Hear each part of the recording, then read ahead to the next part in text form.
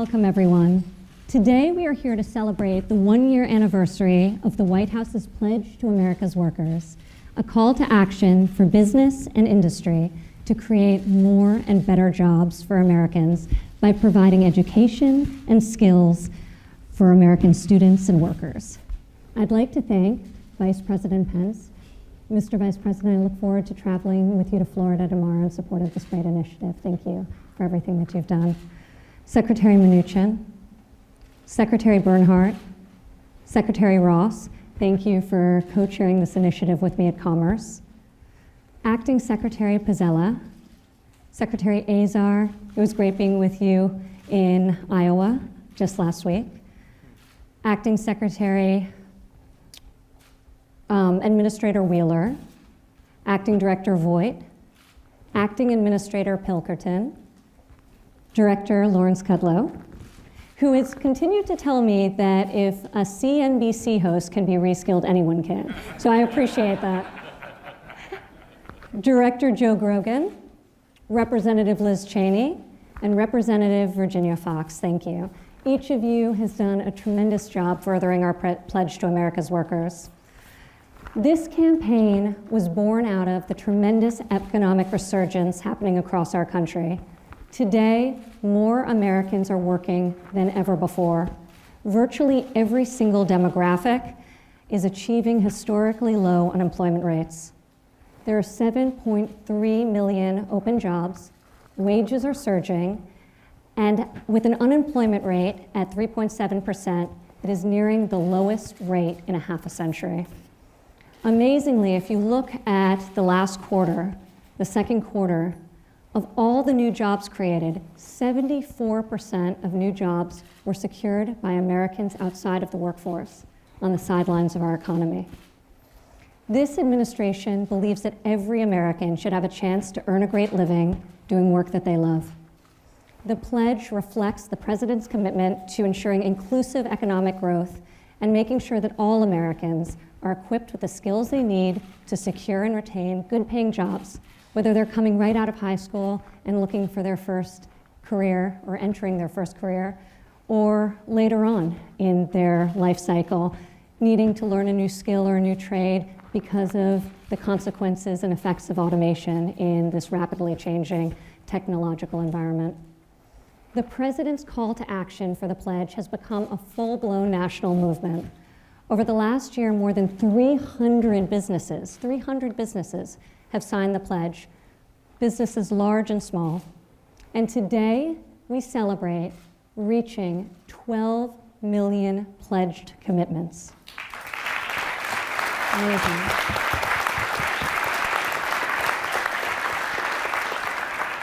I have personally traveled to over 20 states in support of this initiative and heard unbelievable stories of potential realized and dreams achieved. This pledge is more than just a number. Every single pledge is a commitment to the promise of an individual and his or her potential. The pledge is a commitment to 12 million American lives improved, 12 million individual opportunities that will impact families and whole communities. Today, we highlight the impact and the stories of lives transformed by companies investing in the greatest asset they have, the American worker. We will hear from individuals like Johnny from Orlando, Florida, and Sarah from Littleton, Colorado. Sarah and I were just together earlier this week as they join us here at the White House. And now I would like to turn it over to the President of the United States. Mr. President. Well, thank you very much, Ivanka. And I think I'm allowed to be proud of my daughter. But the fact is that she's worked so hard at this, and this started just about from the beginning, and she had lots of options to do certain things. All she knew, she wanted to help people. And it really is that she settled down into jobs and training. And she has done an incredible job herself, because I guess it's up to almost 12 million people, maybe even over 12 million people. And who would have thought that was possible? This started out, I shouldn't say this, Ivanka, but she was looking to do 500,000, and she did that in her first week. And you have to understand Ivanka to figure that one out. but now she's over 12 million, and it's an incredible thing. And she does it to make families happy. Companies have stepped up, like Maryland, thank you very much, Lockheed Martin, but companies have stepped up to the plate, and so many companies have done thousands and thousands of jobs, and the training for these jobs. It's not like the old days where you go in and you do something that's much simpler today with new technology and computers and all of the different things you have to know. This is just not something that you can easily step into, and companies can train so much better than governments. Governments get into that, and they really don't have a clue as to what they're doing, and it costs a lot of money. And I just want to congratulate a lot of the people in the room, because you worked with Ivanka and you've done something very special. All of our congresspeople and senators and all of our fantastic people like Ben. Thank you very much, Ben. I know how much you've helped Ben Carson. So much help has been given to Ivanka, and really, it's a big congratulations. We're talking about a tremendous number. Nothing like this has ever been done before. So congratulations, Ivanka. Congratulations, and keep it up. So when will you hit 24 million? When are you going to be doubling? At this pace, The way she goes, pretty soon.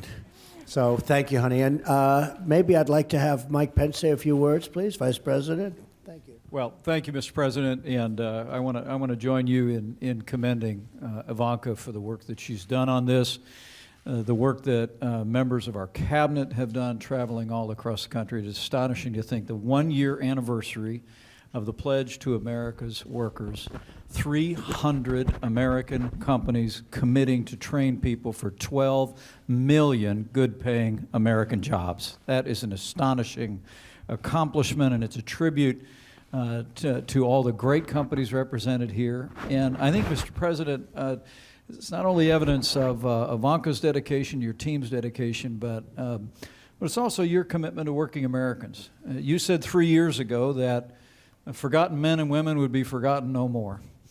And the policies that we've advanced have revived the American economy, 6 million new jobs created. The unemployment rate is at a 50-year low.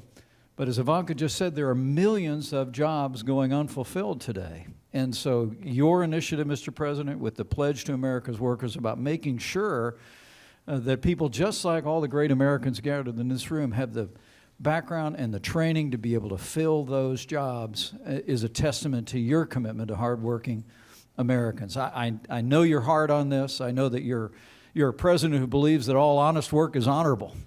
And your commitment to skills education, to vocational education, is a testament to your determination to make the American economy great again for every American. And so I want to thank your daughter, but I want to invite everyone here to say thank you to you one more time for your commitment to America's workers.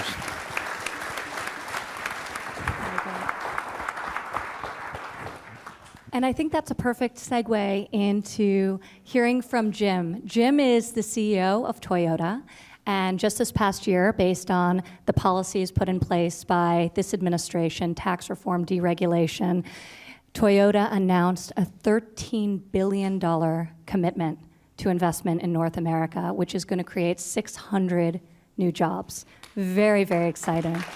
So thank you, Jim, for that. In March of this past year, I had the privilege of traveling to Kentucky and seeing the largest car plant in North America, and also explore some of the great training programs. And there, Jim signed the Pledge to America's Workers, 200,000 pledge training opportunities. And with him today, Shamika, who I met in Kentucky. And it would be great to hear from both of you. Maybe Jim, if you want to kick us off. That'd be great. Thank you very much. This may not, there we go. First off, congratulations on this milestone after 1 year. That's tremendous. And thank you very much for visiting our plant in Kentucky. It meant a lot to our team members. And in fact, that plant is now the #1 Toyota plant in the world. So we're very excited about that. And we've made two major commitments to our team members. Number one is the $13 billion. Thank you, Mr. President, for having such a strong economy, for allowing us to be able to do that. And that's $13 billion is not only for the new plant in Alabama and the new headquarters we built in Texas, but it's really to spend dollars in the areas of R&D and in all of our plants to make sure that our plants are the most competitive Toyota plants in the world. But number two, and the reason we're here today, it's all about the development of our team members. And whether it's development of the technicians in our dealerships or the development within manufacturing, that's probably what I'm most excited about. And Shamika is going to tell you just a few minutes about her experience and her journey through that. But we committed $200,000. To date, we have already trained 18,000 of our team members. And it's as a result of what was developed in Kentucky that allowed us to work with 27 now across the country, 27 community colleges across 11 states. So every location that we are building cars, we have this relationship for training. And that's enough about me, because this is really about Shamika today. So Shamika has been with us for about 2 years in our Kentucky plant. She's a U.S. veteran, and we'd love to hear about your journey.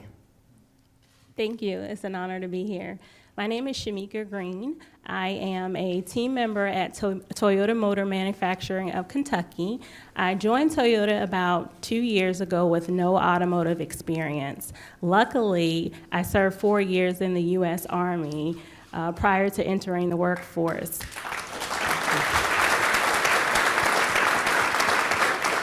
The Army equipped me with leadership skills, a sense of resilience, and discipline. And I was able to translate those skills onto the shop floor. And Toyota, like the military, invested in me. And my supervisors encouraged me to take on new challenges and also provided opportunities for me to take advanced training courses. So in just 2 short years, I have taken on more responsibility, I have expanded my skill set, and been able to transition into more superior positions. So I'm grateful that Toyota has taken a pledge to American workers, because it reassures me that Toyota will continue to invest in me, and as we come upon change in the future, Toyota will help me be prepared for those changes. Thank you.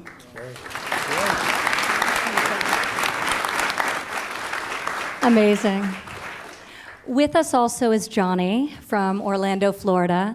And Johnny is a prep cook with Aloft Hotels and just has an amazing story. And part of your journey and your training experience was a result of the American Hotel and Lodging Association's signing of our pledge. So if you could share with us, Johnny, a bit about your story, very inspiring, and the opportunity that the pledge has afforded you.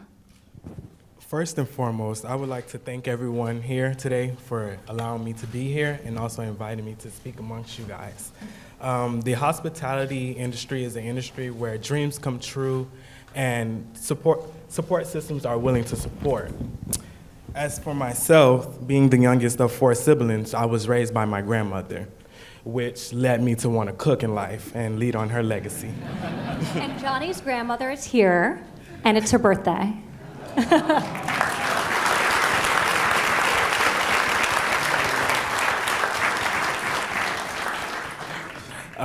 I didn't always make the correct choices as in life as a kid, but knowing that I had a praying grandmother and knowing where I was in life, that I wanted to do better for myself and for my family. Not so fortunate in life. I didn't know exactly what school I wanted to go to. Well, I knew what I wanted to do, but I didn't know exactly how far I could go and if it was inexpensive for me. Given the suggestion by my aunt, she gave me the suggestion about Second Harvest, and I took on the opportunity to apply, and I knew that Second Harvest was going to be a life-changing moment for me. Second Harvest taught me cleaning, sanitation. They also taught me how to manage myself properly, and also eye-catching skills with knives and presentation with the food. Transportation and funds were hard for me, was a small barrier for me at the time, but Second Harvest supplied me with transportation and many other goods. I just want to thank the American Lodging Hotel Association for the pledge, which benefited me and other thousands with long-lasting careers, training and education, scholarships, and grants for schooling. And also, I would love to give a thanks for it because it benefited me well. It turned me into the young man that I am today. It gave me a leadership guidance, and it's also given me a chance to grow. Because not only in the hospitality industry is just cooking, you could also, housekeeping, bartending. And from there, I've been promoted within 6 months. August 12th, it'll be 6 months for me.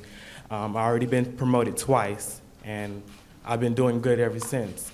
I wake up from 4:30 to 1:30 in the morning, and from there, I still continue to go home and cook and clean and work from there. So it's really been a pleasure from the American Hotel and Lodging Association with this pledge that they have given and benefited me.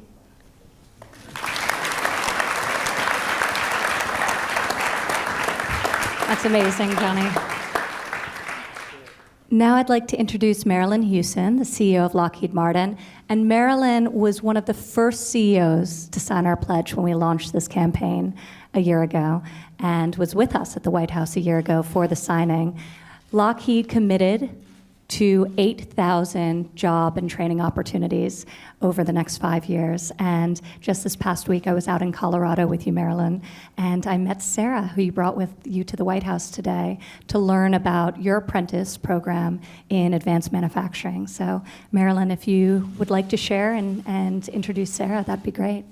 Thank you, Ivanka, and thank you for all that you're doing. But importantly, Mr. President, thank you for your leadership, for putting a focus on this important initiative. We all know, as Ivanka said, that there is a skills gap. So what you're doing to help bridge that gap by focusing government, private industry, as well as academia on this, with your focus on workforce and the American worker, is what's going to make a difference for this country. And as Ivanka said last year, where we were happy to pledge our 8,000 internships and apprenticeships and worker training initiatives, we also pledged $150 million towards STEM scholarships and toward training for education for our workers, which came through tax reform and other opportunities that your administration has focused on so much. And I'm happy that one of the initiatives that we put underway is our Advanced Manufacturing Technician Apprenticeship Program, which we expanded. And Sarah Latham, who I want to introduce to you today so that she can tell your story, is someone who has positively benefited from that. So I want to turn it over to her to let her tell you a little bit about what she's accomplished. Sarah? Thank you. Thank you, Mr. President, for having me here today. As mentioned, my name is Sarah Latham, and I'm a graduate of AMTAP's pilot program from 2016. There are many benefits to AMTAP, but what I loved most about the program was the course content and the course structuring. Joining Lockheed Martin through AMTAP was different than the traditional hiring process where you apply, interview, and then start on day one. AMTAP's process was a 9-week process where each week you learned a multitude of hands-on skills, and over the course of time you learned about accountability and ownership for your work. By the end of the program, you've not only graduated with newly developed manufacturing skills, you had also cultivated the desire to do well in your career. Since graduating AMTAP, I have worked as a technician building flight hardware for space vehicles currently in orbit, and recently I accepted a new position as a manufacturing planner. Apprenticeship programs like AMTAP allow you to cultivate new skills in a STEM-related career without having a 4-year degree in STEM. So I'm honored to have been a part of this program, and thank you again for having me here today. Thank you, Sarah. And now I'd like to introduce Audra. Audra works with a small business in Michigan, and I believe you met with Acting Secretary Pilkerton just this past week when he was touring in support of the Pledge to America's Workers, and he was so impressed by you that he shared your story with all of us, and we'd love to hear from you directly, Audra. So I'm an engineer at Calumet Electronics. We are a 100% domestic supplier of circuit boards. The circuit board industry was deeply affected by the offshoring to the Asian market. And with President Trump's initiatives and the Pledge to America's Workers, we've been able to bring back training for workers like myself, as well as resources to pursue advancing technology. So I was actually hired during the summer of the start of the pledge.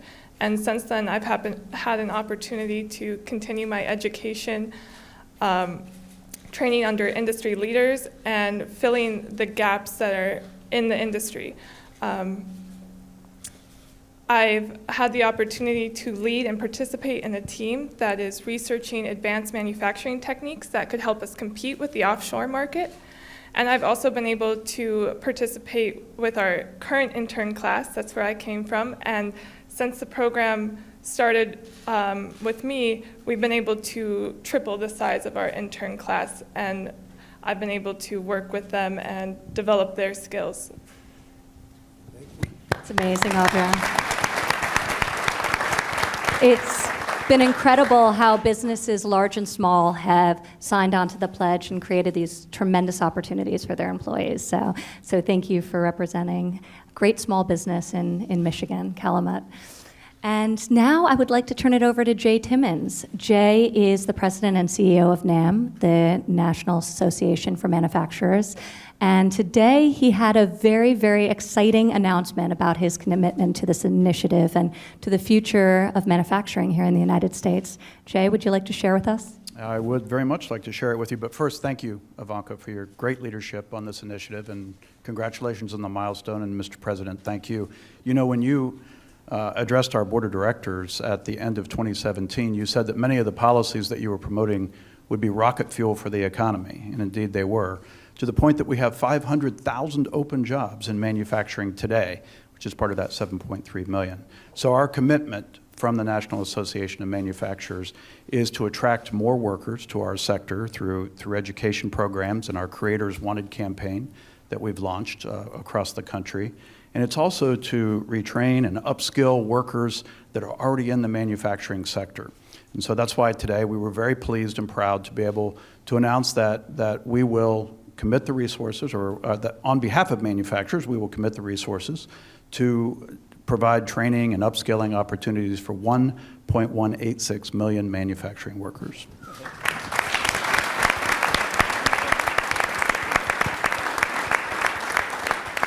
But that's really just a start. We think that's a conservative number. Our members, as you know, our manufacturers every single day are providing training opportunities. And one of those companies is Staub Manufacturing. I know you're very familiar in the Dayton, Ohio area.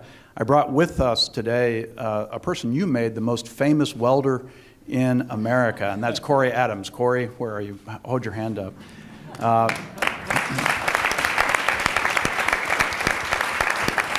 You may remember Corey from the 2018 State of the Union address here in Washington. And Mr. President, you recognized Corey. As you know, he supported himself through high school, and he got a job during the recession only to lose it.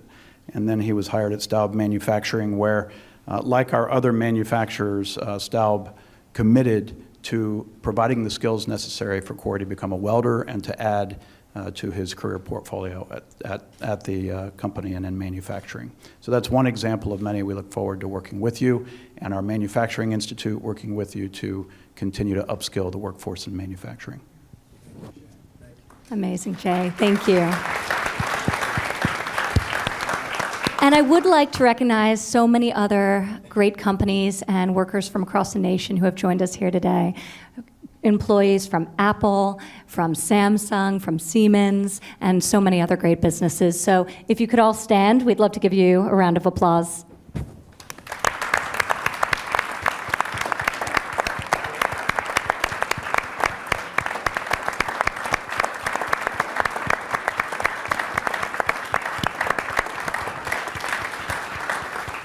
One of the things that has been so impactful for us is to travel around the country and hear the individual stories of how new pathways have been opened up for you as a result of the training experiences you've undertaken. And hearing from you today reinforces why this initiative is so important and why we're so committed to it. So really thank you. And Mr. President, if you'd like to say a few final words before we leave. Well, I can just say this is an incredible event to me, because I was with you on day one when it started, and to see how far you've come and how far everybody's come, including my friend the welder back there who's now making a lot of money, and I'm proud of you, and I heard you're doing a great job. And he is probably the most famous welder right now, maybe in the world, come to think of it, but it's going well, isn't it? I just tell you, it's been an incredible experience for me to watch this happen, and for my cabinet to watch it happen with me. They've been doing an incredible job in trying to help out wherever possible. And all of the really spectacular companies. We have the greatest companies anywhere in the world. We make the best jets and fighters and missiles, and we make the best everything. We make the best product in the world. And they're all coming back now. They're coming back to the United States. They want to be in the United States. It's the hot place. I hear it all the time. I hear it from other, frankly, presidents and prime ministers and kings and queens. They all say they want to come back to the United States. And some of them, other countries, are not exactly thrilled. But we are the hottest economy in the world. We're the hottest place in the world. And you're doing a fantastic job. Thank you very much, Ivanka. Thank you.